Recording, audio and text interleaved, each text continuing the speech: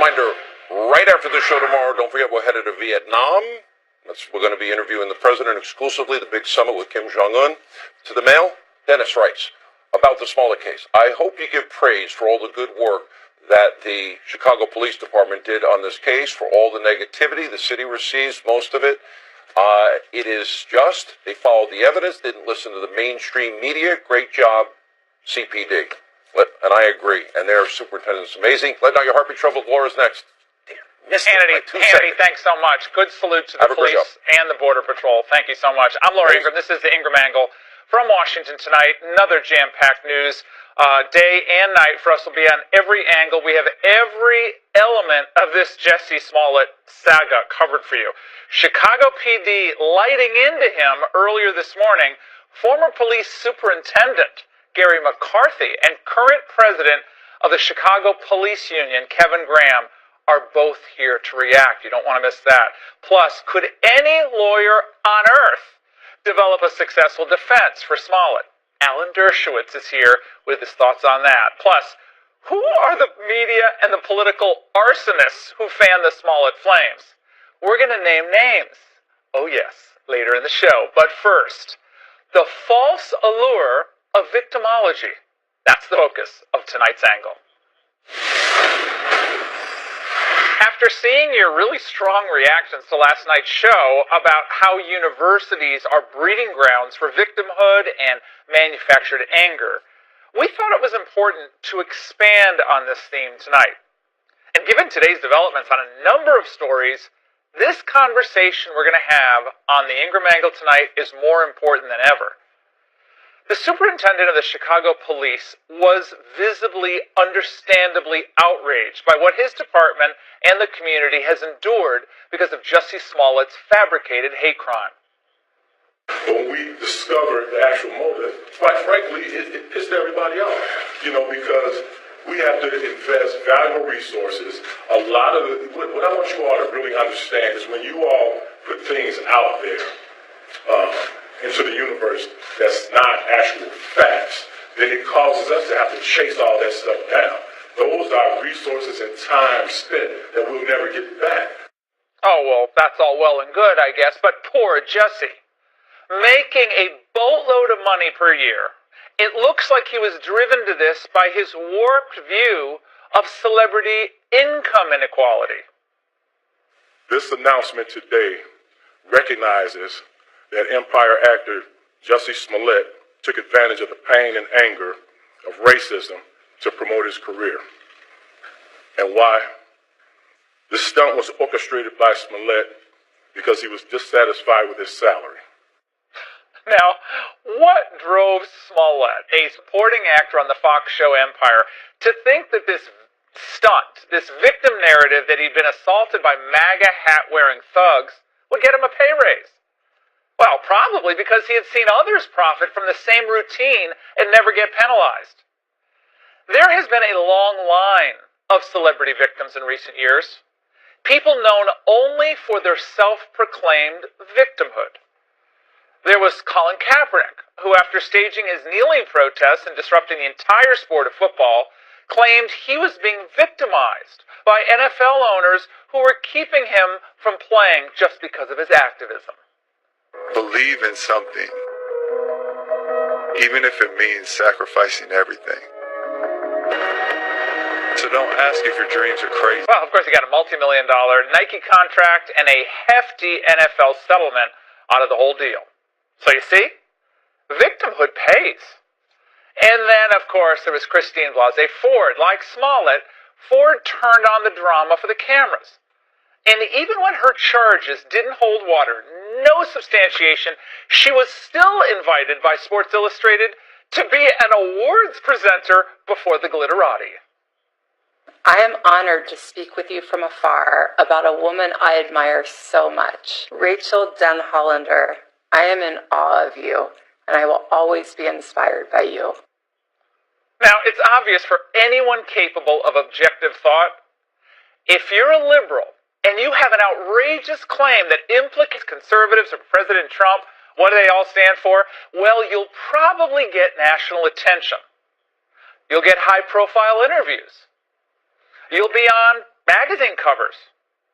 And of course, you get a lot of money. Blasey Ford made out like Batman, raking in over $800,000 via a GoFundMe account. It was all for her security.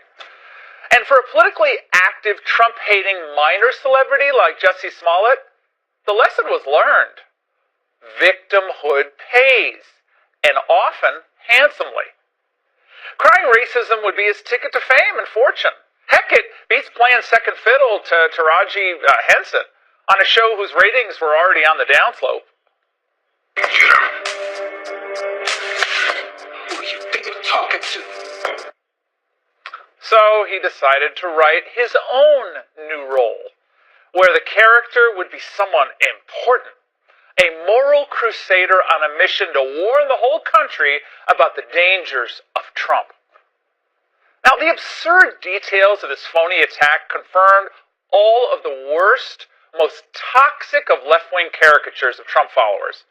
That they're this new breed of Klansmen waiting around the corner of every major city to assault and lynch black and gay liberals. So suddenly it was like 1955 in Birmingham all over again. Kind of like a really bad Spike Lee film or something. And then when the fantasy came crashing down and police began to discover the lies, the real truth, well, the pair of brothers buying supplies, those Nigerian brothers on the coordinated phone calls, the evidence was overwhelming that Smollett had committed a poisonous fraud on America. So naturally, Smollett's media cooperators blamed conservatives. We're going to see conservative media probably play this up a bit. Sean Hannity's going to eat Jussie Smollett's lunch every single second. Tucker Carlson is going to eat Jussie Smollett's lunch every single second. President of the President of the United States is going to eat his lunch. Unreal. So it's like heads they win, tails we lose. Trump supporters are guilty no matter what. No matter how egregious the underlying fraud. Doesn't matter. And it should not surprise any of us that today's Democrats cling to this victimhood narrative with a political death grip. After all, what do they have to do without it? You know, with their lame track record, how can they possibly convince African Americans that they're going to do better, be better off, and they're going to have their wages lifted up better, or they're going to have their neighborhoods safer, cartels are going to be kept out of their neighborhoods, gang members, MS-13 are going to be out of their communities. The Democrats are going to somehow be better at Trump at creating jobs? The answer is they can't argue any of that because they have no substantive arguments. But they can, and they do, sell victimhood. And for that, they have a lot of buyers. This is how Kanye West put it about a year ago in a pair of tweets. He said there was a time when slavery was the trend, and apparently that time is still upon us. But now, it's a mentality. Then he wrote, self-victimization is a disease. Well, you bet it is. Because when any of us cling to victimhood, we give away our power. Our power to solve problems and to better ourselves, the old-fashioned way. It's through something called hard work. And it's important to understand the left's strategy here. They'll use fabricated tales of victimization to divert attention from other inconvenient truths. Now, remember, it was Smollett who crashed in and took the focus off of Virginia Governor Ralph Blackface Northam. Of course, Andy's Lieutenant Governor, Justin Fairfax, who was accused by at least 2 women of sexual abuse. Boy, that Virginia story faded fast, didn't it? And now that Smollett's anti-Trump drama has blown up, the media has jumped on the story of that whack job Coast Guard lieutenant who wanted to murder Democrat politicians. This is now the second time that we know about, from the pipe bombs to yesterday. It's exactly what Donald Trump is encouraging. Words are cheap to him, but they have cost elsewhere. You look at this man, and he's hearing that the media is the enemy of the people. And we all know the recent history of violence propelled in some part by the president's rhetoric. Again, this is so predictable, it's almost boring. But notice that when conservatives are truly victimized, physically attacked, when conservatives are actually targeted and shot for their political beliefs, like Congressman Steve Scalise, the media, they have no time for that. It's as if it never happened. In fact, Nancy Pelosi admonished Republicans against laying blame on Democrats for that attack. I don't even want to go into the President of the United States, but in terms of some of the language that he has used, when you have all the assaults that are made on Hillary Clinton, for them to be so sanctimonious is something that it didn't used to be this way. Somewhere in the 90s, Republicans decided on a politics of personal destruction as they went after the Clintons, and that is the provenance of it, and that's what has continued. Well, and despite the shooter's devotion for Bernie Sanders, conservatives didn't rush in to connect the Vermont senator to the shooting, nor did they try to link Smollett's criminal actions to his political heroes, Barack Obama and Maxine Waters, because to link them would be unfair, and it would be just plain stupid. But many anti-Trump partisans in the media felt obligated to connect Donald Trump and his supporters to a story that was ludicrous from the get-go. What he said happened to him sort of fit in with not a narrative, but a reality for a lot of people in this country since President Trump was inaugurated. When you think about what just happened to Jussie Smollett in Chicago, unfortunately we have racism germinating from the White House. If you are in a position of power and you hate people and you want to cause suffering to them, what do you think is going to happen? And people are going to be beaten on the street. Well, the modern Democratic movement has abandoned the optimism and the idealism of John F. Kennedy, people like Patrick J. Moynihan. And now its activist core peddles nonstop anger and resentment. So in a decade, just a short decade, they've gone from hope and change to hate and rage. And when 2020 comes around, I somehow doubt the message of "you're a victim" will beat "let's be victorious." And that's the angle. Joining me now with reaction is Gary McCarthy, former Chicago police superintendent and current candidate for Chicago mayor. And also with me, Kevin Ingraham, Chicago Fraternal Order of Police president.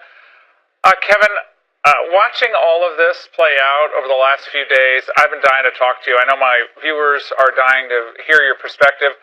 How does it all make you feel?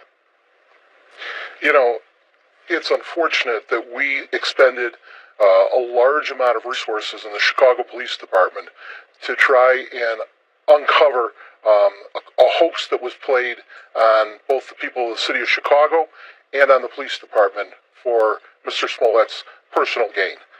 That's certainly unfortunate, and what it says is that in this society, we can go out and make outrageous claims and have everybody sort of swoon over this.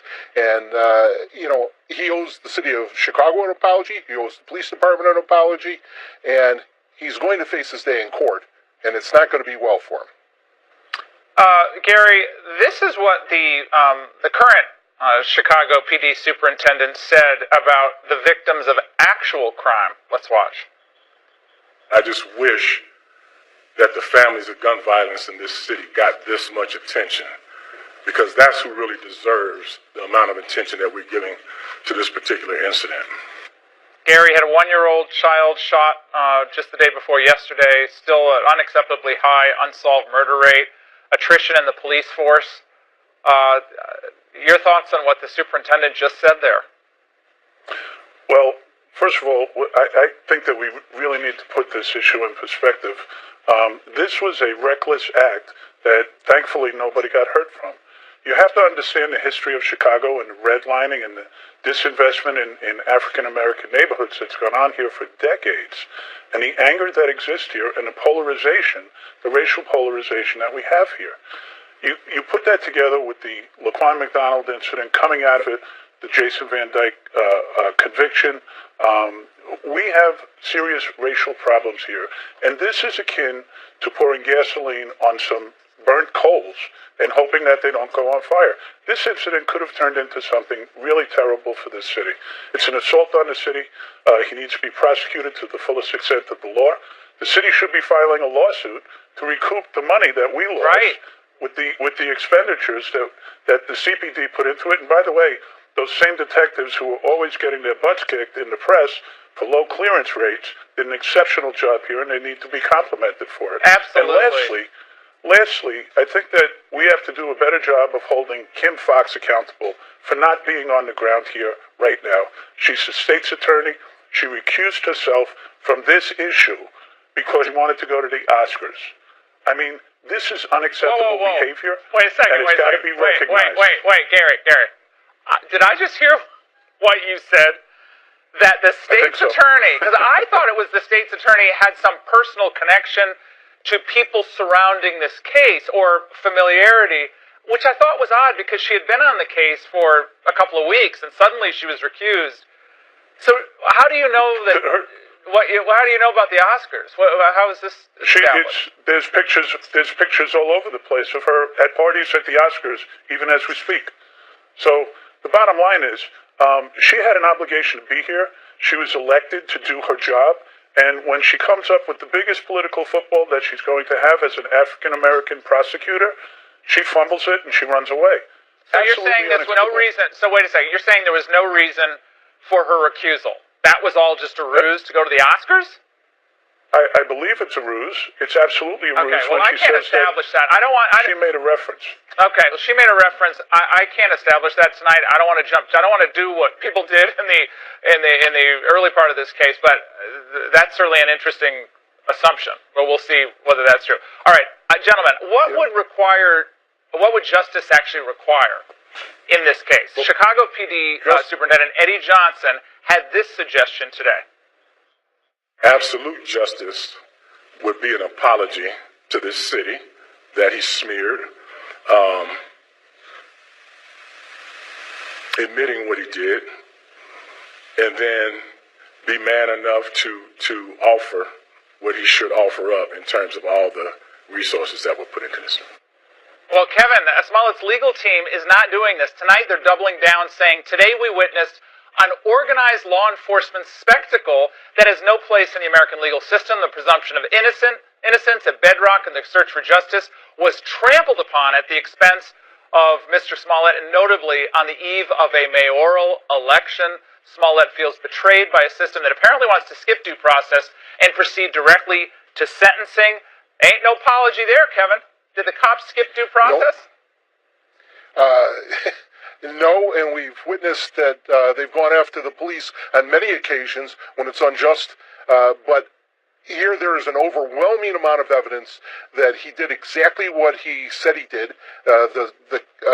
He has gone out and said, I was jumped, and quite frankly, the evidence doesn't pan out that way.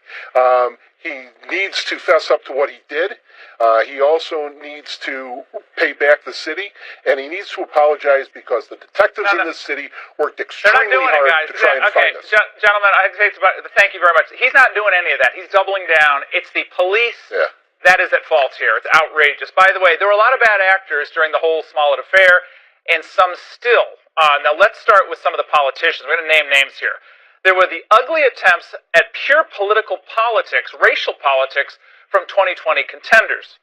Kirsten Gillibrand, in a still-standing tweet from 3 weeks back, said, horribly, it's the latest of too many hate crimes against LGBTQ people and people of color. Kamala Harris said this was an attempted modern-day lynching. Cory Booker used identical language. The vicious attack was an attempted modern-day lynching. When the facts started unraveling, though, Booker and Harris demanded that we wait for the facts. The information's still coming out. I'm going to withhold until all the information actually comes out. Okay, so I will say this about that case. I think that the facts are still unfolding. Wow, that's not something they didn't practice in this case, though. And certainly not with Brett Kavanaugh. Then there are those who deleted their tweets, their initial tweets, knowing that they won't be pressed by a compliant, cooperating media. Like House Intel Chair Adam Schiff. He said, we pray for your speedy recovery, Jesse, and reject this act of hatred and bigotry. He lives in CNN and MSNBC green rooms, so he shouldn't be too hard to get a clarification from, right? Well, no luck so far from the media firefighters. Well, the most powerful politician in the Democratic Party, Speaker Nancy Pelosi, she wrote in a since-deleted tweet, the racist, homophobic attack on Smollett is an affront to our humanity. Well, the only affront to our humanity is a media apparatus that will circle the wagons to protect you from ever having to explain this away, Nancy. And speaking of the media, having reveled in this entire story, and then they're revealed to having just chased another hoax, they still reach the wrong conclusions. Here's Don Lemon. In the court of public opinion, Jussie has lost. He's lost the fight in the court of public opinion. I don't even know what that means. That's wrong. The sterling work of the Chicago PD is why he lost. Because there was hard evidence, and there was legwork done. If it's not bad enough, they're actually defending their rush to judgment. Yes, they are. This from Van Jones and Keith Boykin. A lot of people say, well, how could you have believed this story from the beginning? Because it happened. Exactly. This is a Jackie Robinson against homophobia in the black community. An icon, a beloved icon. Jackie Robinson? What? Well, there are many other bad actors in this case, far too numerous to name in a broadcast relegated to just 1 hour. The more alarming takeaway is this. The Smollett case happened just 1 week after the Covington Catholic smear fell apart. And if these same politicians, celebrities, and media figures couldn't learn their lesson in that moment, well, what chance do you think they have for the next inevitable hoax? Coming up, the prosecutor charging Smollett laid out a pretty damning case against him earlier today, so how can he possibly build a defense? Alan Dershowitz with the answer to that next. Smollett stated that he wanted them to appear to attack him. Defendant Smollett also stated he wanted the brothers to catch his attention by calling him an Empire F, Empire N. Defendant Smollett also included that he wanted Ola to place a rope around his neck, pour gasoline on him, and yell, "This is MAGA country." The Cook County Prosecutor's Office today laying out in detail all of Smollett's alleged wrongdoings. Now, given all that overwhelming evidence, does he even have a defense? Well, who should we ask? Well, Harvard Law Professor Emeritus Alan Dershowitz has staged some of the most infamous or famous defenses in legal history in the O.J. case and many others. He joins me now. Okay, Alan, what's Smollett's defense here? Well, his defense is that nobody ever gets prosecuted for making false reports. Tawana Brawley, remember back in the day, the people who defended her and created her fraud went free and went on to political and media careers. There are many, many other instances of people who make false reports and they're never prosecuted. Look, we have to presume everybody innocent. If the facts are as the police say they are, if actually payments were made and a plan was hatched to put a rope around the neck and a police report was filed, then we have a potential for a serious crime. I'm surprised that they charged them only with some kind of disturbing the peace. That doesn't sound like this is what happened here. So we have to wait and see. Yeah, but Alan, even as a defense attorney, Alan, even as a defense attorney, I was a criminal defense attorney too. But should this matter here? I mean, to me, given the toxicity of the charges, given the heat that is on Chicago and the race relations, we just heard two very well-respected former superintendent of Chicago PD, current Fraternal Order Police president. This is hot there. Now, so should it just be like we're hearing tonight? Well, he'll just get probation. Maybe he'll go out. Just be probation. It's not going to be a big deal. To me, that just seems ridiculous. Look, I agree with you. We have to look at the context. We have to look at the pressures on the city. And in the end, I do think a case like this, if the evidence is as overwhelming as it looks like it is, there'll probably be some kind of a plea bargain, some kind of a deal. He'll probably admit it and apologize and do some community service. But I agree with you. I think people who make false reports ought to go to jail. I think, in the Bible, if you falsely accuse somebody, you get the penalty that the person would have gotten had the accusation been true. So if, in fact, these people had attacked him in this racist way and put a noose around his neck, they would have gotten some years in jail. If you're going to follow the Bible, this guy ought to get the same penalty that he falsely accused other people of getting. We still don't know enough about the case in the sense of, were these people going to take the rap if they were caught? Were they going to go to jail? Now, apparently, $3,500 wasn't enough. First of all, Jesse's going to pay that's more not for enough that. to go to jail. They're going to get sing like canaries for just $3,500, and they get extra $500 when they came back. Yeah. I love that detail. Look, I think in general there ought to be a policy of prosecuting vigorously people who make false accusations. The defense attorneys tonight are all false accusations. Yeah, they're saying tonight he's being framed. It's unfair. And I want to play something for you from one of his attorneys. Let's look at the facts. Yeah, Mark Garagos, who joined the team. He was on CNN, and he's tipping their hand on what the defense will be. And then your friend Brampton from L.A. chimes in. Let's watch. Somebody tweeted yesterday or the day before, and I thought it made a lot of sense. She said, this is a police department that has had some issues. I think there are issues with the Chicago Police Department as a general proposition, whether or not they are alleged to have treated people of color fairly, whether or not they are capable of doing an investigation without any difficult issues arising. So now it's just going to be the Chicago PD is corrupt. So Jesse's innocent. I love that one, too. Well, it's more than corrupt. What the suggestion is they're racist, and I don't know how that cuts. But look, I never condemn a defense attorney for trying to be creative and trying to come up with any possible plausible defense. That's what the Sixth Amendment to the Constitution is about. Let's wait. Let's not rush to judgment. This does seem like a strong case, but I want to hear all the facts before I come to any conclusion.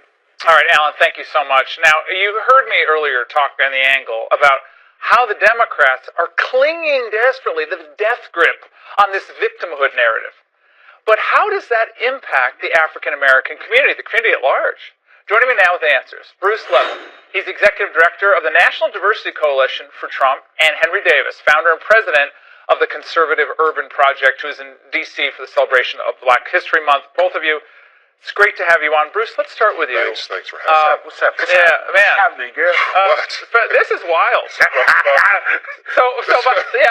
we got Jesse makes $125K a year, by the way. Yeah. The police make $48K a year, but it's like, Bruce, there's not enough money, so you got to get a couple guys to come tackle you. This kind of keeps playing into the same old thing. Henry and I were talking about this in the green room about how the left always tries to portray black folks like us that are to intimidate us. You know, I've always said this is the biggest voter suppression in the land. The way the left they'll put this is another example to scare the big boogeyman of MAGA. Don't go over there. They're bad people, etc. But the disheartening part of it more than anything, Laura, is we've had some issues in the past. We've come a long way. Look at the president tonight. Oh my God, tonight he was so on fire. Oh my God. We got some President Trump, you were killing it tonight. He was so excited. We had the African American History Month. He was celebrating. Packed jam room, screaming loud. He was so happy the fact that we have the lowest black unemployment. You know, we have all these great initiatives, the $100 billion going to the opportunity zones, all this positive press, and then here we go. Jesse, that's the reason, though, Henry. Isn't that precisely why they're selling this you're oppressed, you're a victim, watch out for the guys with the red hats, because they're coming for you. I mean, it is the worst kind of scare tactic, but they're doing it precisely because things are getting better. Well, first of all, I really don't even understand why so many people hate black people, well, people that look like me and him, hate this president. Because this man has done more than any other president has done for people that look like me and him than ever. I wear the MAGA hat wherever I go. I walk around St. Louis with my Go Trump or Cry t-shirts on, because either you're going to go Trump or you're going to cry. and this thing about what's his name, Jussie? Lord have mercy. Look, Jussie just need to go ahead and sit down somewhere in his cell, get people put some money on his books, and, fix him some Roman noodles or something, and then he'll really be part of, what people... What is going on here? By the way, I gotta share something with you, because I know both of you are very big Elizabeth Warren fans, but he kind of changed the subject away from Jussie to how the Democrats are going to help the African American community, something that Trump apparently won't do. Let's watch. It's a full screen. Sorry about that. She says, we must confront the dark history of slavery and government-sanctioned discrimination in this country that has had many consequences. She continues, including undermining the ability of black families to build wealth in America for generations. We need systematic structural changes to address that. and she's talking about reparations. Write a check. Write a check. She's talking about the Democrats. That's what the Democrats are doing to her. That's why we, as people that look like me and him, are in the position that we're in. Is because of the Democrats. I'm trying to tell you right now, Laura. Hey, look, Donald Trump is the most pro, and this is a quote from my friend Pastor Darrell Scott, who I'll be working with him and Kareem on the Urban Revitalization Coalition. And when they come to St. Louis, I had to say that real quick. I'm coming. And you got that out fast, man. Pastor Darrell Scott said that Donald Trump is the most pro-black president that we have ever seen in our lifetime. They're petrified. They are petrified of Donald Trump. Stealing even 5% of the black vote away. Kanye West, I think it was Kanye West, said, get off that plantation. Is he right? He said, don't stay on that Democrat plantation. Here we go again. Voter suppression. Let's throw the big bag boogeyman into the room and intimidate us. Laura, this is serious stuff. At the end of the day, President Trump is going to be the champion. Guys that look like us, they're going to build generational wealth like America. You better say it. Like it's never been done before. Like myself, I'm a 27-year business owner in Atlanta. There's many guys like me, many of us around the country that want that opportunity. This president, I co-sign with Pastor Scott, he will be the best, is the best president. Well, you better say history. Okay, guys. Say history. All right, tell you 2 words. Victimhood. What do you tell the African-American kid out there watching? Maybe he's a 20-year-old watching. When they say you're a victim, you say to him, that's a lie. Bruce? Lie. I ditto that. Exactly. That's what I say. I say that's a lie. You're not the numbers don't lie. I always say don't get caught up in the emotions, and I say this on I've been on all these other networks, and I always say this for Black America, don't get caught up in the emotions. But what about the S-hole countries comment, and what about, it's always, That's emotion. That don't pay bills. That don't build businesses. That doesn't do anything except keep this junk going that has no substance in Black America. President Trump ain't scared. I say that, he bought that life. He got that. All right, that's all. I need one of those shirts. I want one of those. For real, for real. You gotta get. That's what's up, I'm hanging out with them after the show. Okay, I'm hanging out with them. Right on, Laura. This is too staid. I want to just do a show with you. Let's go out somewhere. All right, gentlemen. Thank you. Thanks, baby. All right, up next, violent. It doesn't bother me when he says baby either. It doesn't bother me at all. Other people be offended. I'm like, bring it. All right, violent attacks on conservative students on college campuses are getting out of control. Coming up, a debate on the roots of victimhood, like we saw with Jesse Smollett. Does it begin in academia? That's next. Tonight, that he is still a victim. But where does this cry for attention come from? Andy Ngo, he summed it up perfectly in the National Review a couple of days ago, writing, because of the mainstreaming of academia's victimhood culture, we're now in a place where we place more value on being a victim than on being heroic, charitable, or even kind. Victims or victim groups, high on intersectionality points, are supposed to be coveted and believed unreservedly. But there's something more nefarious happening, do you think, on college campuses? Back in March of 2016, then candidate Donald Trump had to cancel a rally at the University of Illinois because of violent protests and other threats. And in March 2017, conservative Charles Murray and his group were literally attacked at Middlebury College. Glad I didn't go there. A professor was injured in that melee. And just this week at the University of California, Berkeley, a Turning Point USA recruiter was brutally attacked. We don't know what happened before this video, but it doesn't look good. Jesus Christ. What?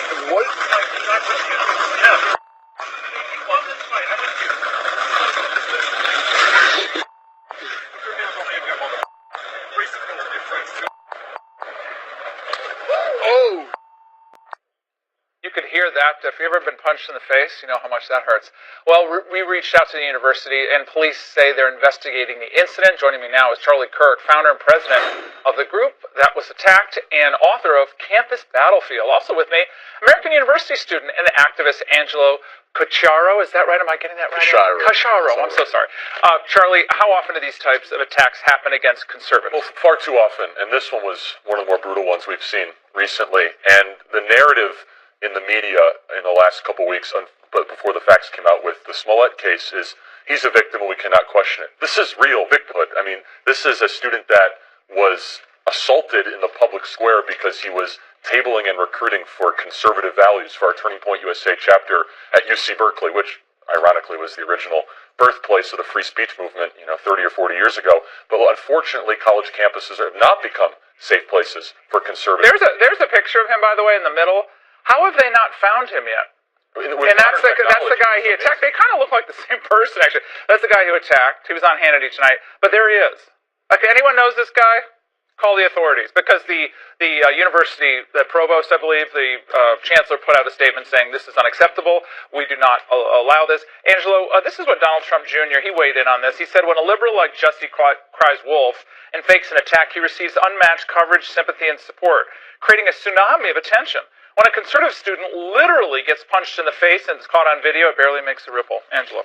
Well, here's the thing with that is that when this story first came out with Jussie Smollett, our first impression was that this was a legitimate hate crime incident. And the reality is that President Trump has taken office, hate crimes have risen 17%. That's numbers from the FBI's own statistics. So the reality here is that while Mr. Smollett may have fabricated this one incident, the reality is that there are actual hate crimes on the rise. Angelo, that I believe is because more agencies are now reporting hate crimes. That's why that number seems a lot higher than it was previously, because now you have more inputs. Before, those agencies weren't reporting all into the national database for hate crimes. But any hate crime is a problem, and I agree with you. We don't want any hate crimes.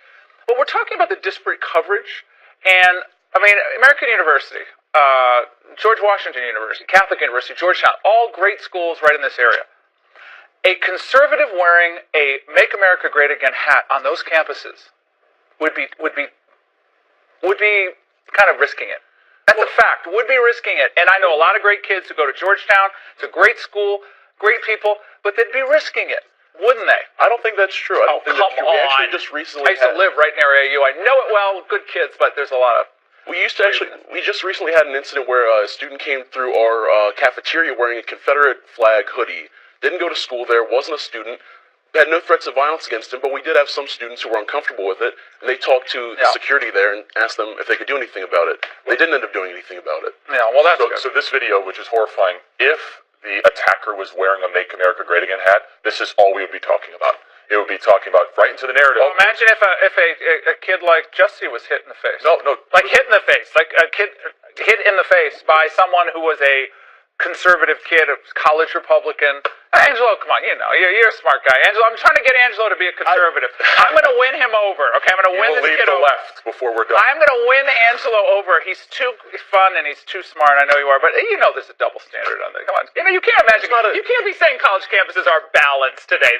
Here's what the double standard is. The double standard. The difference here is that with the incident with Jussie Smollett, we believe that it was an actual incident. You're talking about. An attack against somebody who was a member of a historically marginalized group. He's a person of color. Did you believe it when you heard it? Did you actually believe it? I did believe it. Yeah, because have you ever been to that neighborhood in Chicago? Streeterville.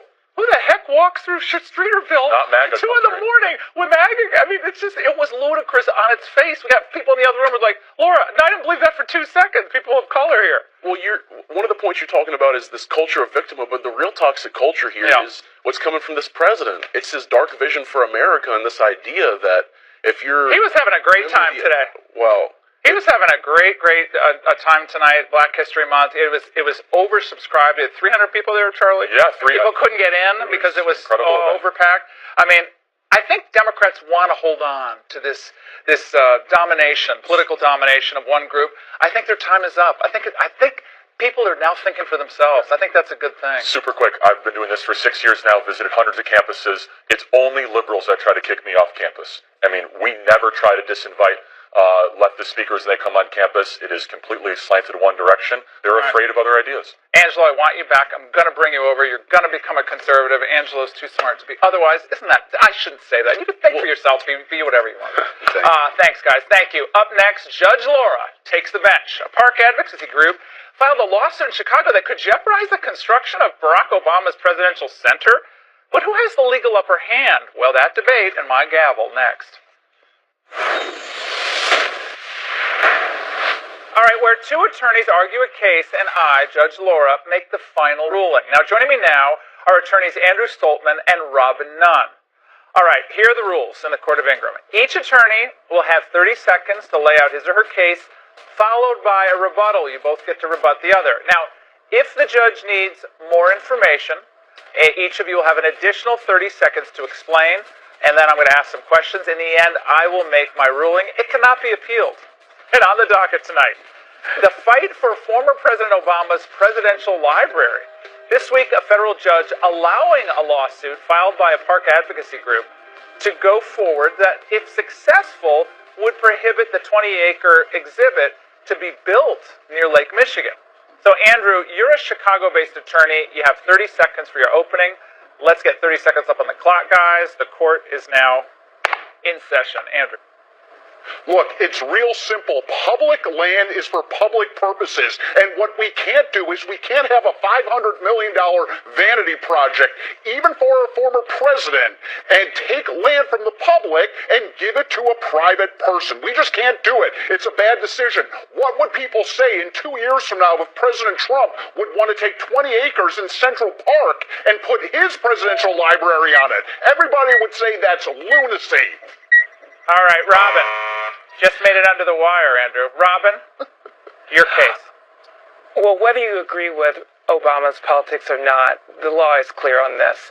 And the city has the right to use public lands for whatever it wants, including for the Obama Presidential Center.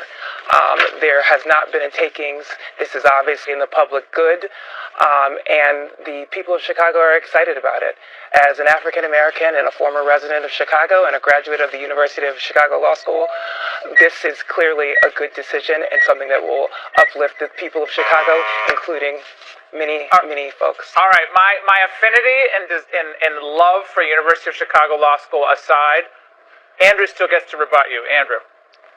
Yeah, I mean, look, that's silly. Nobody's saying that President Obama shouldn't get the land. It just shouldn't be parkland. There are 160,000 acres of land in Chicago. 1% are public land, public acres. Put it on the 99%. Yeah, but Andrew, but this was transferred. This was land that was transferred to the city by the Park Commission. For $100 for 99 years. That's a classic Chicago sweetheart deal. It's improper, it's wrong, and it shouldn't go through. All right, Robin, I want to read something. This is from the Chicago Sun-Times, okay? This was an editorial from 2 days ago. A small circle of Obama associates at City Hall, the Chicago Park District, and the University of Chicago has largely controlled the process of where and how the center is to be built. It'll eat up much more parkland than we were first led to believe. Roads will be eliminated or rerouted at a cost and inconvenience that remain unclear. Mayor Rahm Emanuel, the Obama Center's biggest cheerleader, has done his best to lock in Park District support for years to come, long after he leaves office in May. Sounds like a sweetheart inside Rahm to Obama deal. Judge Laura, how is this not a total inside job here? Yeah, you can't believe this. This has been something that's been open to public hearings. It's been discussed. It's been cited by the district and the city. There's no due process issue here. This is something that the public has an opportunity to opine on and has been approved. And it's by no means a takings. This is still will remain parklands that belong to the city. It'll just be a fixed term agreement in which the Obama Presidential Center will use that land. Why is it, though, that the Obamas, every time the Obamas are involved in some big financial thing, whether it's Solyndra or something, there always seems to be like some inside deal or inside job. And again, love University of Chicago, love the area, and I think a lot of people love this project. They just don't want it here.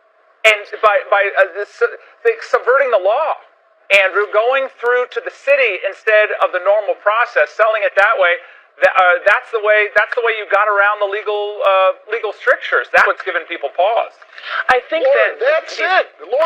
Nobody has a problem with this project here in Chicago, but when you are selling this sort of land for $100 over a 99-year period, it's ridiculous. And Chicago has a history of those sorts of deals. Time for ruling.